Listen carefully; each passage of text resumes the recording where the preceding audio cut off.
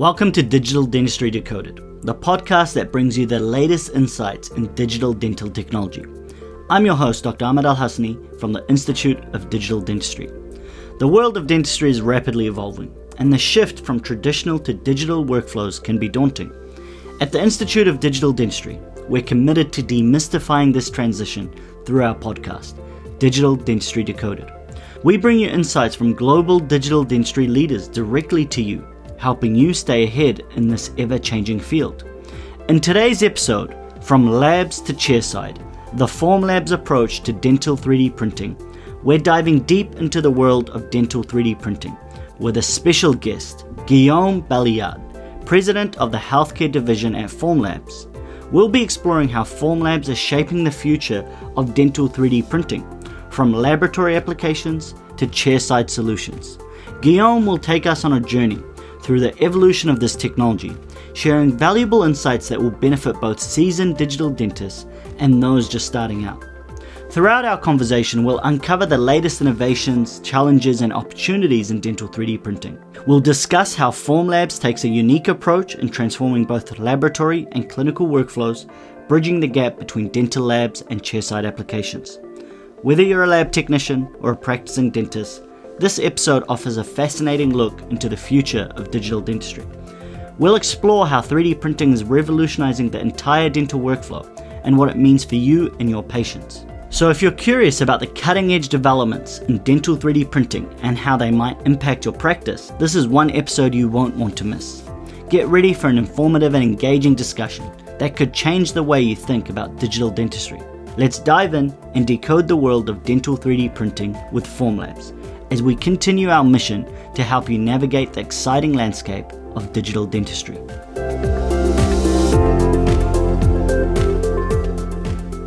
Hey everyone, and welcome to another episode of the Digital Dentistry Decoded podcast. Today we have a special guest, Guillaume Bailliard from Formlabs. How you doing, Guillaume? Doing fantastic. Pleasure to be here with you. The pleasure is mine. Thanks so much for setting aside time in your busy schedule to talk to us and obviously talk to our audience, who I'm sure will be very curious to hear from you and what Formlabs has been up to. Do you mind just telling us a little bit about yourself and your role in Formlabs Dental? Sure. So I'm the president of the healthcare division at Formlabs. Started in the company about a year and a half ago. And my mission is to grow the dental business units within Formlabs and develop products and solutions that help our dentists to do what they do best, take care of patients. Awesome. And so did you mention how many years have you been with Formlabs in total? Just a year and a half. So it's still fresh. That's cool, man. How do you find the dental industry? You know, this is actually my first role in the dental industry. My career has been in medical devices for the past 25 years. So it's been exciting to get into the dental industry. Frankly, when you think about medical and healthcare in general, there's a lot of overlaps in terms of how we think about treating patients. So very exciting to get in the dental industry. One thing that has surprised me a little bit, though, is that there tends to be less attention to clinical data, at least when I compare it to implantables and other medical devices that I've been involved with. But very exciting industry to be part of. I hear it's quite a tough industry, actually, but that's what I hear from other people that have been around in medical and dental. But it's quite interesting that you say less focus on clinical data. Do you mean things are more like in labs and research based, or is it more just kind of products get released and it's up to the dentist to figure out what's good and what's bad? I think there tends to be a lot more of the latter than you would probably expect. And I think part of, in medical devices, when you're working with implantables, you've got to dot the I's and cross the T's a little bit more, but I think there's a little more degrees of freedom to operate in dentistry. Although still, when you look at crowns and 3D printing crowns, maybe we'll talk about that a little bit.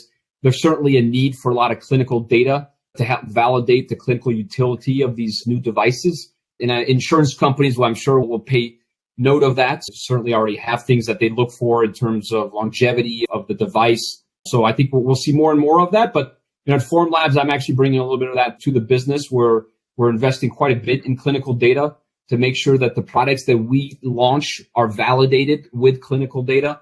It's a very important part about what we do. And I think when you think about the long-term adoption of 3D printing in this space, that's a necessary piece of the puzzle to make sure that both, physicians and all stakeholders, including patients, get the proper care that they deserve. Yeah, and it's actually a really good point I think you bring up. And I really think you hit the nail on the head. Definitely in dentistry, there seems to be, especially in the past 5 years, a lot more things just get released by companies. And we definitely have seen some materials not quite get recalled, but their indications get completely changed because it turns out to be a disaster.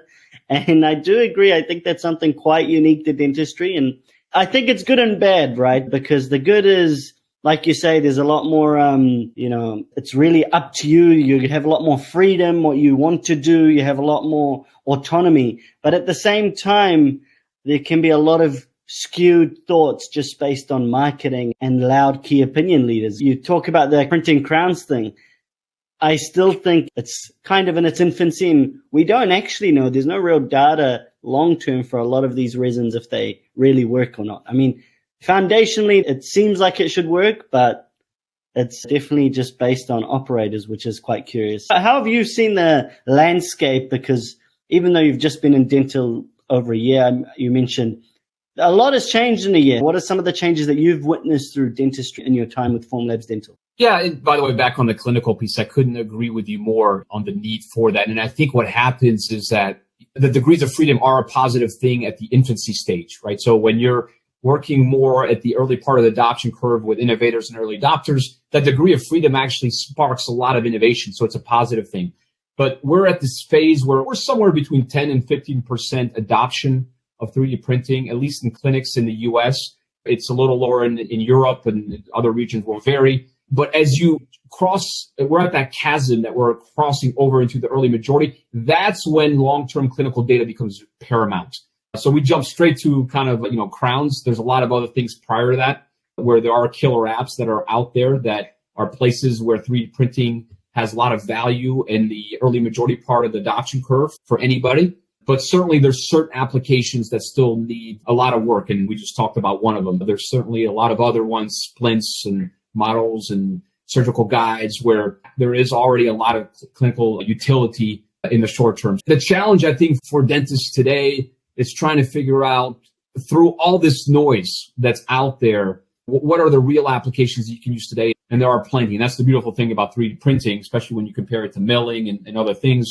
You've got a pool that has 15 plus applications, and figuring out which one actually has value and brings value to your patients for what you're doing in your practice, in your world, is kind of the key to this puzzle. And this is what is really going to drive adoption. Back to your question, which is, what have I seen over the past year and a half? I think, first of all, you don't get to 3D printing without intraoral scanners, right? So the advent of intraoral scanners and the proliferation of intraoral scanners in the market has been obviously an incredibly important part of this, because without intraoral scanner, without a digital file, there's no 3D printing. So the advent of intraoral scanners has been a key to what we're starting to see in terms of the adoption of 3D printing. That's been exciting.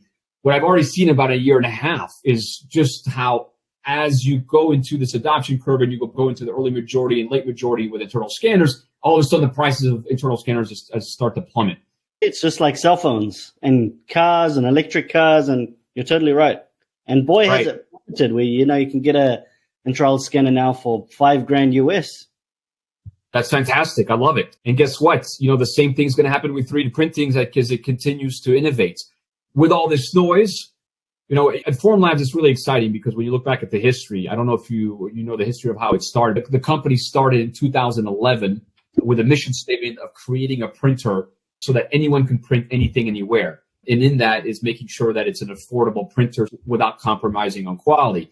And we had printers all over the place that we've sold, and we've come from a long way since that time. And we now have 130,000 plus printers. But back in 2012, we started to see an uptick of a resin in an orthodontics practice in Hawaii, of all places. We didn't do it. We had no focus on dental at the time. This was in 2012. We went and visited the customer, and they were printing models. And they were like, oh my gosh, we just stumbled on 3D printing. And this was really, in our opinion, the impetus to 3D printing in the dental market. But since then, we've come a long way. We've launched a number of products, and Like I said, we've so far sold 130,000 printers. With that, we're able to drive a lot of scale. With a lot of volume, you can drive scale. With scale, you drive your costs down. And one thing that I'm really proud of at Formlabs is we have an option. When you drive your scale down, you can share that benefit with our customers, or you can try to capture more revenue. It's a business decision that you make, right? It's like Toyota versus BMW. Our value proposition is you're getting the biggest bang for your buck. So our printers with that amount of scale, which no other 3D printing company that I know of out there, even in dentistry, can achieve. Out of those 130,000, by the way, if you're curious, roughly 25,000 of those are dental. We're able to deliver a product that is half the cost of our competitors. So that's a double-edged sword, but that's what I'm really proud of is our ability to drive our costs down so that we can build this thing for the long term and lower that barrier of entry as we expand into that adoption curve. So, when you see what happened to iOS, we're already ready for that. Some people are going to be able to survive and be prepared for a drop in internal or scanner prices. Same thing's going to happen in printers. We're ahead of the curve there. And we want to share that scale with our customers because we believe that even though we could probably charge more, especially with the innovators and early adopters that are willing to pay more of a premium, that's not what we're interested in. We're interested in the long term in proliferating 3D printing throughout the entire ecosystem. There's a lot to unpack there, man, and I'm loving all of it. It's like drinking from a fire hydrant. I guess, look, you're totally right. One thing you mentioned, and it's stuck true with me, is the amount of noise. And it's something that we're also trying to help through our education in IDD, because you're right, there's just so much noise out there. And for the average dentist sitting there looking at Instagram, looking at Facebook and websites, it's hard to really understand what actually works and what doesn't, because I think like any new technology, it's like the new shiny toy, everyone rushes to it. It's a big hype topic now. Everyone's talking about it, but I really do think we're going to give it a few years, reel back a little bit and realize, wait a second, how we did it before was probably a bit better. But I do think printing totally does have its place. And it's really interesting to hear that you guys are poised for kind of the price wars that will inevitably happen because, like you say, they happened in intraoral scanners. When we got our first intraoral scanner, it cost about 30,000, 40,000 US. And now, like I say, the price is all the way down to 5,000 US. And it will continue to go down. I'm sure it will continue to be driven down. And in the industry, price being the number one barrier for anyone doing anything, whether it's scanners, whether it's printers. And it's curious to hear that you guys are really poised for this. It's interesting to me, though, with Formlabs and what you mentioned, because we've actually had a Formlabs longer than you've been in the job there. Our first Formlabs we got was the first printer that we ever got, and it was about 6 years ago, a Form 2.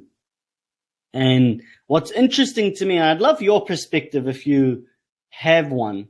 To me, how I look at the printing market is that Formlabs really captured a lot of market at the start. They were absolute killers. They were first on the market for dental. They capitalized. They sold a lot of printers. And now, obviously, you'll have the numbers of how many you're selling, but at least from the noise, it seems like, they've faced a lot of stiff competition from the likes of Sprint Ray, from the likes of Accurata, the likes of Asiga. There's a lot more competitors now. And it just doesn't seem to be this golden child as it used to be when we first bought our one. And I guess my question is two things. A, have you guys felt that? And I'm really curious to get in the mind of the company because you guys are all really smart. I'm sure you have some strategy when you're watching this onslaught happening and everyone's kind of going for the market. And B, another question, do you think SLA printers, although they were really good as a kind of preliminary device when people first started doing dental printing, do you think that time is going to come and the future of dental printing is all SLA and DLP purely because of the speed and, that just seems to be such a important buying factor for dentists? Yeah, so lot to unpack there. First of all, when it comes to the competition, you mentioned Sprint Ray, Accurata. I love it. This is a great sign that it's basically, as I agree with you, we sort of spearheaded the entry of 3D printing into the space. And if the market didn't have an opportunity and dentists weren't asking for it, then people wouldn't be running towards this market. So to me, this is a good sign. Competition is great. It's great for innovation. It's great for marketing. I'd rather have a smaller piece of a bigger pie than 100% of a small piece of the pie. So from that perspective, 100% love it. In terms of how we're feeling it, you have to bifurcate the market a little bit. You got to bifurcate into labs and you got to bifurcate in Chairside. In labs, reports, third-party market reports, we are number one in terms of units sold. Wow. It's the lab guys that are a bit quiet, eh? They're not as loud on social media. It's all the dentists beating their chest, but please carry on. So on the lab side, we're number one in terms of units, and the adoption rate for labs is, in large labs, it's like 90% adoption. And so think about this. In Chairside, we're roughly 10 to 15%. On the lab side, large labs, you're roughly at 90+% large labs. Mid-sized labs are roughly at 50% penetration rate. So the adoption rate in 3D printing in labs is way beyond what it is in Chairside. And part of the reason is there are some killer apps that have been developed, and it's as simple as printing a model is one of those killer apps that has helped really streamline and able to add efficiency to labs and serve their customers, dentists, more effectively. And we've developed a number of products to help support that part of the market. So we have an automation system, Formauto, which allows you to print 24/7 without touching the printer. We have software that we've developed that allows you to manage a fleet of printers. So we have labs with 40+ printers generating a lot of recurring revenue in resins. From a business perspective, it's also a very important market for us. So on the lab side, we're very happy where we are. And we're going to continue to develop and innovate to continue to deliver solutions there. And those solutions are different than in Chairside. On Chairside, for sure, Sprint Rays of the world, you mentioned Sprint Rays, I'll call them out, have done a great job from a marketing perspective. The danger there, in my opinion, as much as I love the pie growing, is a lot of noise gets thrown out there. And we want to make sure that we're very methodical on how to reach the market. We want to deliver printers that are going to be used, not printers that stay idle, that, just like you mentioned, the next shiny object that was purchased, but we want to really penetrate this market the effective way. So we're investing a lot in resins. We just actually launched 2 resins recently, Premium Teeth and All-on-X, and also does dentures. We just released a Comfort LT, which is a competitor to Keystone Soft. I don't know if you've seen that one yet. We're very happy with that. And we're actually seeing folks switch over from Keystone over to Comfort LT. Delivers great soft value. It's easier to polish and it's clear. It doesn't have that blue tint. And it's actually, by the way, just true to our mission statement, also more cost effective. So we want to be very methodical. How do we tackle the chairside market? Not pushing the solution, but delivering the solutions that make sense with the right clinical data, with the right performance characteristics, so that we're building the right long-term plan. So we have the benefit of being both in lab and chairside that allows us to actually learn things from both so we can create the ultimate solution for all of them. And by the way, labs and chairside work very closely together. So SIGA historically is focused a lot on lab. Sprint Ray is focused historically only on chairside. We're actually kind of in both spaces. And we've got some tricks up our sleeves on the chairside front. So we've been learning quite a bit. And this is why I love all the push and energy going towards the chairside market, so that we can make sure that when we deliver the next generation product, it's going to be the right one that's going to allow us to really deliver the right solution to our customers. And that involves hardware, resin, software, services, reliability, the things that you love about that Form 2 that you have, the reliability, the ease of use, the preform, all that. We got to keep that and then add on to other things. On SLA, your question regarding SLA, DLP, we're 800 plus employees, 250 plus engineers. I went to Georgia Tech. There's more MIT folks in Boston in that office than any other place probably in the country. You're right. We have a lot of really smart folks working in that place. And I can assure you that we're constantly innovating. SLA, DLP, LCD, there's a lot of different things out there. And we'll constantly push the envelope to make sure that we deliver that right product to the end user. We are not tied to any given technology. The reason we picked SLA out of the gate is the one thing we will not compromise on is quality. I love speed. Speed's very important. Print speed's one part of the entire puzzle. We know that. We focus a lot on just the printer speed. Not saying that's not important. In fact, we've launched new iterations, fast print that allows you to print a single arch in roughly 10 minutes. So we've improved our speed where we can, but we're not going to do it without compromising on print quality. That is paramount. So as we look at next generation, as you can imagine we're not tied to any given technology. We will look to deliver the best bang for your buck with that value. Awesome, man. It sounds like you guys are obviously crushing it on the lab side, which is something that I don't think a lot of dentists at least know. You mentioned a couple of interesting stats, and I think they ring true. And I think everyone knows that the technicians are digitizing way faster than the dentists, and I think that's always been the case, whether it was the lab scanners and the intraoral scanners that they were even using in labs, and obviously with CAD software and printing. So it's super exciting. I mean, that's kind of crazy, 90% in big labs. I'm not surprised because, digitization offers so many benefits, but man, that is a mature market. So obviously don't strike Formlabs Dental out in the chairside printing game. They obviously have their sights on this, and they're going to be releasing some interesting stuff. You mentioned also the production kind of automation system, and I did see that in IDS actually. It's pretty cool, man. You pretty much run the printer hands-free, and it removes the prints and it washes the prints. And I can't remember, you have to then cure them or something. But how's that been going in the lab side? How's the feedback been on the whole automation system? It's unbelievable. It's all about automation and streamlining workflows. And basically, the ecosystem is three parts.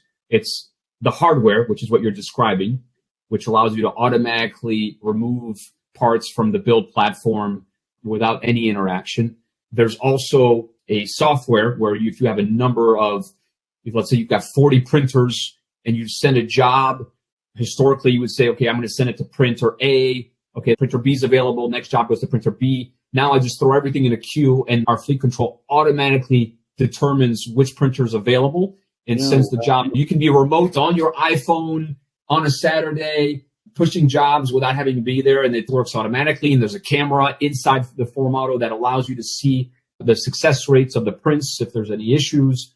And then there's also a resin pumping system that we actually just released this month that you might not have seen yet. So you go from having a single 1 liter cartridge to a 5 liter cartridge system with a pumping system so that you don't have to constantly refill your cartridges. Now, the interesting part about this is that, for your listeners on the chairside front, is that this was developed for labs, with labs in mind. But guess what? We have orthodontists, as an example, that are buying this because they're saying this is unlocking the potential of my staff who, someone that's adopting 3D printing, one of the first questions is going to be, okay, how much of my staff do I need to deploy to go manage my printer? Form Auto is not only just a throughput tool, which is what it was designed for labs, but it's also a convenience tool that reduces your labor needs. And you don't need to have all the throughput to be able to take benefit of that. So if you're a clinician with multiple satellite offices, you're in satellite A where your printer's located. On Tuesday or Wednesday, your office B, but your printer's in A. And rather than have to send someone over to A because no one's there because you're seeing patients in B, or your B office, you can actually run your printer remote. So it helps you be much more efficient on how you manage your staff. So we're actually seeing this Form Auto and automation, no surprise, it's all about streamlining workflow, actually being implemented in clinics. So very exciting to see kind of how the solutions that you design maybe in Boston with something in mind, all of a sudden, it's always great to see how technology, when you put it in people's hands, how it actually gets deployed. And this is one of the kind of the great finds that we see is, again, the key to success in 3D printing is you got to have the right print quality, but you've got to have a streamlined workflow. And that's not about speed. That's about ease of use. And that's where Dentistry Made Easier, which is our motto, is what it's all about. Our build platform 2, popping up parts. We have people that buy our printer just for that feature alone, rather than having to scrape parts off and sometimes cut yourself, removing parts, be able to pop them all off at once. You actually reduce your time. You make your staff's time a lot easier, and your staff doesn't want to deal with a 3D printer. Your staff has a lot of other things that they're juggling, including patients, sort of important. And the more you can streamline the workflow of removing a cartridge rather than a pourer cartridge, but having our spillless cartridge system, all those things are little things that add up that help make things easier. That's epic, man. And it's interesting that you mentioned, Yeah, a lot of the releases did seem to be lab focused. I guess that's almost been like a focus for the company maybe over the past year or two, because obviously fleet control and the automation. I do have to say, although orthodontists are picking it up, orthodontists are almost like a little dental lab. They print so many models, but whether or not these solutions are going to be for your average Joe dentist, I don't know, man. I'm sure you're aware, the solution for a dentist probably won't be a automated system when they're printing a couple of items per week. And that's kind of where I'm curious to see what you guys release in the future. And if there's any exciting things you can let us know, maybe we'll talk later in the year. I'm sure the company's seeing not quite a divide, but like you say, there's two different needs for the average chairside dentist and the lab. Yeah, I think there are, and you're right, the orthodontists are more likely to adopt the automation. The point is, though, is everything that we're doing is around streamlining. And we have a large format printer, we have a smaller format printer, we have the automation systems, and it's sort of like you get to kind of pick what solution's right for you. And we're just sort of surprised on how some folks adopt certain technology versus others. So we're going to provide a larger portfolio of solutions, and every site's slightly different. I think, if you start getting into night guards, volume may be kind of interesting. And it's my advice to any clinician that's looking to get in 3D printing. And we were talking back to the first part of the discussion where we start talking about all the noise out there. My advice would be to try to keep it simple out of the gates, right? Find one application. Like night guards is a very good example of that. Night guard costs, you could charge in the US upwards to $500 to a patient. It costs $125 for a lab. It costs you, roughly $4 to print, right? So find little places where you can start to dabble into it, because, you got to figure out if you want to be a follower or a leader, and it's coming. And as long as the cost and the overhead is minimal, which is what we're all about at Formlabs, my advice would be to kind of find those places to get started and dip your toe in the water in 3D printing. Yeah, I totally agree. It's the little wins and you just accumulate them. And definitely, it's like you said at the start, 3D printer, what's so exciting about it is you basically have a full-fledged production facility in your practice now once you get this printer. You can print all sorts of different things. And even with the night guards thing, I find it quite interesting. I know Keysprint Soft is an amazing resin, and I've used it a lot. But even in our clinic, we're finding ourselves reeling back a bit, because we're finding that the resin splints, although they're amazing, there's still a place for traditional multi-layer or bilaminar thermoform splints. And so it's not like everyone shifted to these resin splints because it's the new shiny thing and it sounds great and $4 splints. But then once you start doing them in patients and you start manufacturing yourself, you take all the responsibility. If something chips or breaks, or if the night guard, cracks after a year's use, you can't just call the lab and complain to them. You are the lab. You mean your patients don't lose them within a year? Yeah. Or that, or the classic, the dog ate it, or yeah, exactly. Right. And you just print another one. You got STL5 done. But no, I agree. And by the way, I don't know if you've had a chance to see our Comfort LT resin that we launched there, but that was certainly a gap in our portfolio. And I think moving forward, what you're going to see us do is be a lot more aggressive in filling some of those gaps. We were late to the game with Keystone, competing against Keystone. For sure. Comfort LT is a phenomenal product. Is it made in-house or is it a OEM? It's made in-house. Nice. But what you'll find us be much more aggressive in the future is, you're a couple of years late. We got a great product. It's the feedback we're getting, easier to process. Love the color, love the feel. It's a great product. Very excited about what we've got. But bottom line is we were late to the game. Now we've got it in our portfolio. We're late to the game. In the future, I think you'll find us be a lot more aggressive of adopting leading resins out there sooner rather than later. We want to have a portfolio, obviously, of resins that we control the ecosystem. There's a lot of advantages of controlling the ecosystem.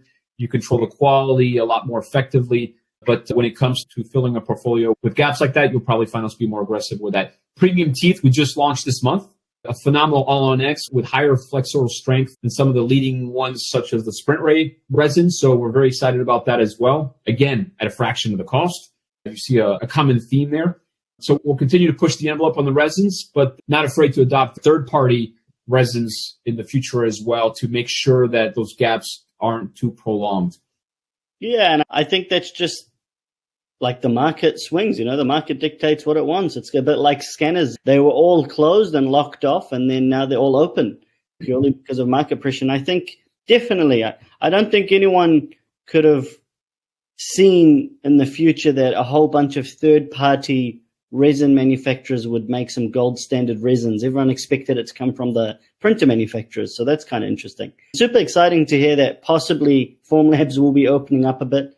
I think just moving on, what do you think when you look in the next 12 months, what do you think some of the biggest shifts in dentistry will be? Do you think this kind of big tsunami of 3D printing will keep going and everyone gets a 3D printer? It's the best thing since sliced bread. Or do you think we're going to have some sort of the hype comes down a bit and we reel back in? What are you seeing? In my opinion, we're right at that chasm. And to cross over that chasm to the early majority, to get to that next step, the demands of the end user in the early majority are very different than an innovator and an early adopter. And everything that we're doing is to focus on what those needs are. It's not all about marketing. It's about delivering the right products, the right solutions that are streamlined, that make life easier, that add real value. You're not going to get the large part of the market to adopt a new technology for a gimmick. It's not going to happen. We're following the very typical path. The path always takes a lot longer. When you look at all technologies I've been involved with in medical devices, there's always these beautiful curves that you see at the beginning of the launch of these products, of these new technologies that try to supplant an existing gold standard.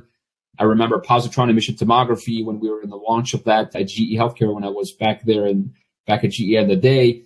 There was a 10-year front tail that was required to go through before we got to mass adoption. And now every hospital in the country, in the world, has it as a positron emission tomography. It took a long time to get there. We're going to get there. The question is how and when. And that's the $1 million question. What we're hyper-focused on doing is making sure we're doing it right. The only thing that I'm concerned about, I said I was very bullish and excited about all this excitement. The downside is you've got a lot of printers that are being sold that are going to sit idle and not be used and leave a bad taste in people's mouth. And typically it was an innovator early adopter, so that's okay. It's not okay. It's not okay. I've been burnt. Okay, there you go. So you also get companies that exit the market. So I bought an Envision Tech because of influencers, basically. And It's a locked printer, even more locked than Formlabs because you have to scan a barcode on each freaking resin cartridge. And they exited Australia and New Zealand. I don't know actually about Australia, but definitely New Zealand. They're not supporting it. You can't buy resins. My distributor said he can't buy resins. So I have a big paperweight. That's about 30 grand. Well, that's exactly what we're looking to avoid. I really don't want to spend too much time talking about some of our competitors because, again, I think there's a lot of positive things about that. But the downside is too much hype too early.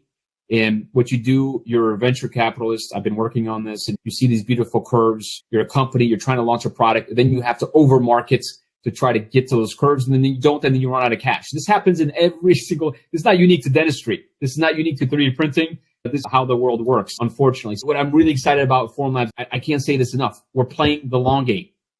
So when you say, hey, how are we feeling back at the home base in Boston about Chairside?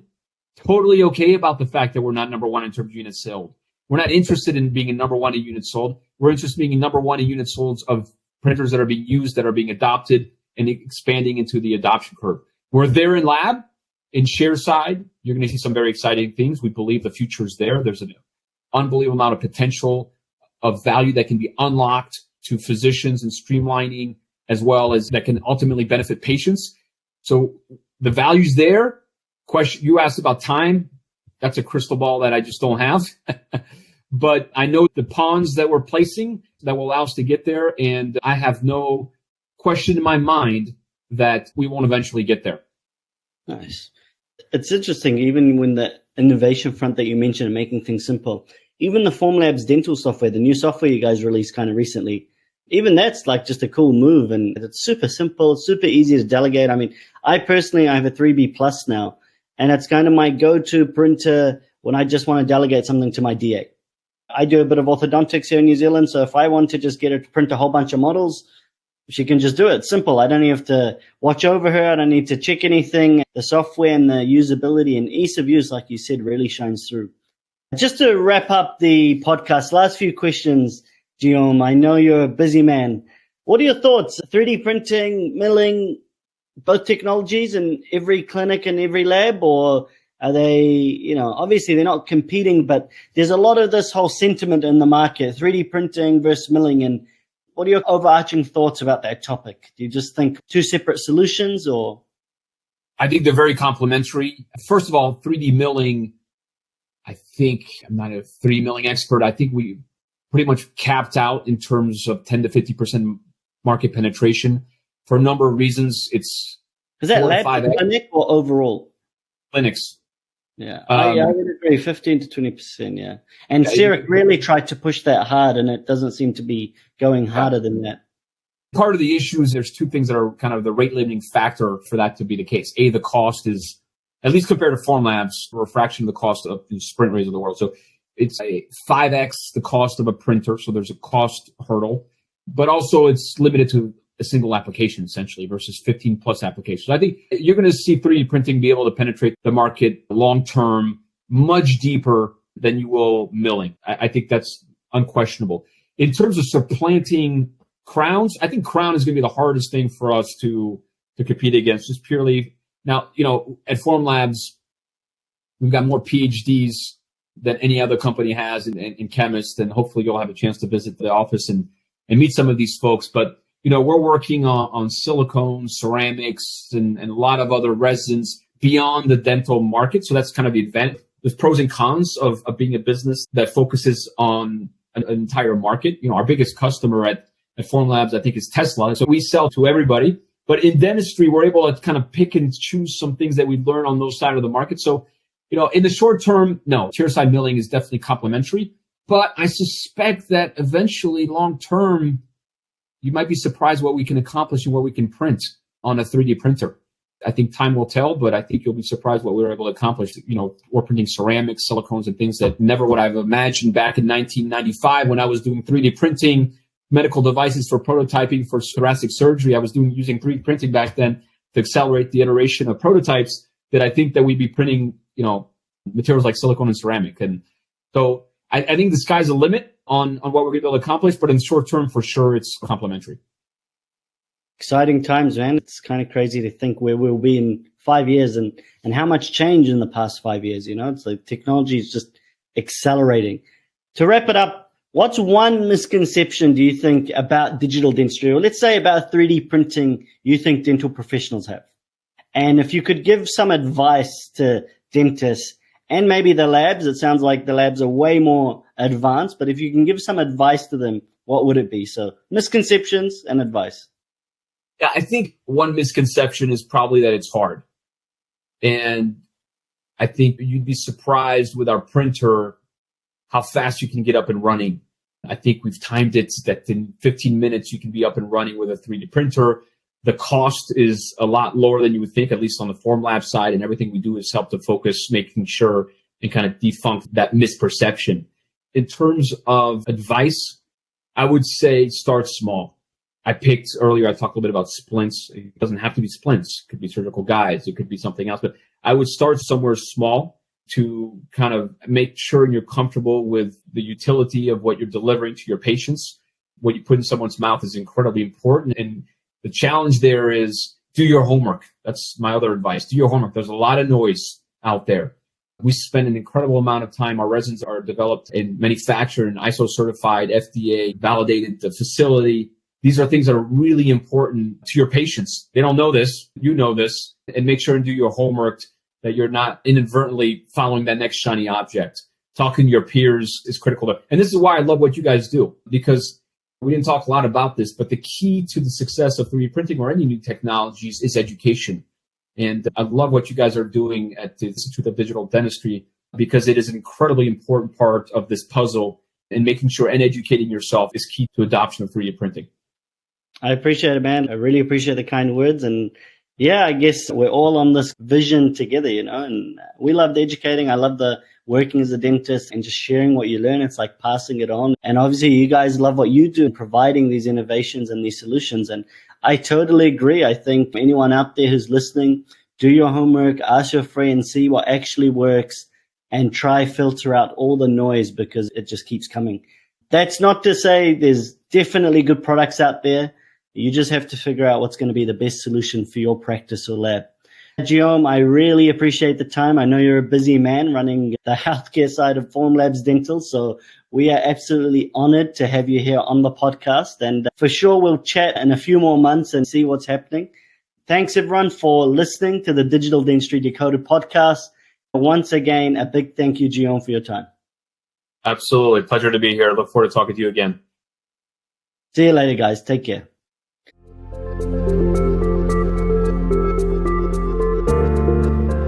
And that wraps up our conversation with Guillaume from Formlabs and brings us to the end of our incredible first season of Digital Dentistry Decoded. We've covered so much ground this season, from AI-powered diagnostics to revolutionary smile design software, cutting-edge 3D printing, and so much more. I wanted to extend a heartfelt thank you to all our amazing guests who shared their valuable time and expertise with us. And an even bigger thank you to our listeners for joining us on this journey through the exciting world of digital dentistry. If you've enjoyed the show, please take a moment to rate and review us wherever you get your podcasts. Your feedback helps us improve and reach more and more dental professionals who can benefit from this information. While this may be the end of our first season, it's just the beginning of our mission to keep you at the forefront of digital dentistry.